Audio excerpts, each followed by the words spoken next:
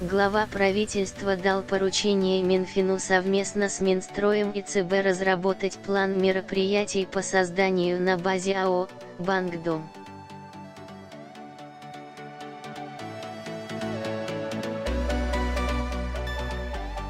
РФ, уполномоченного банка в сфере жилищного строительства, сообщается на сайте Кабинета министров.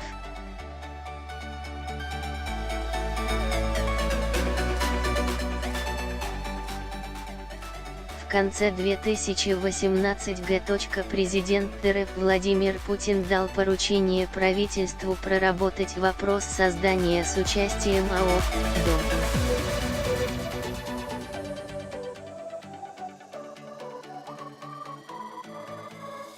РФ – специализированной кредитной организации для финансирования строительства многоквартирных домов и иных объектов недвижимости и при необходимости обеспечить внесение в действующее законодательство необходимых изменений.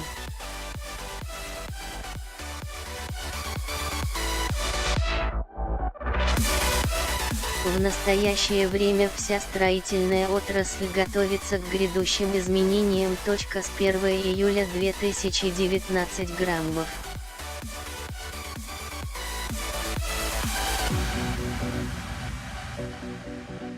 Застройщики потеряют возможность продавать недвижимость по договорам долевого участия, а будут обязаны использовать специальные эскроу-счета, на которых средства покупателей будут храниться до введения домов в эксплуатацию.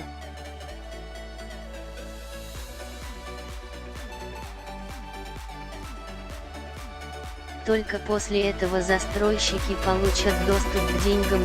Таким образом, девелоперы должны будут строить недвижимость за счет собственных средств или за счет банковских кредитов.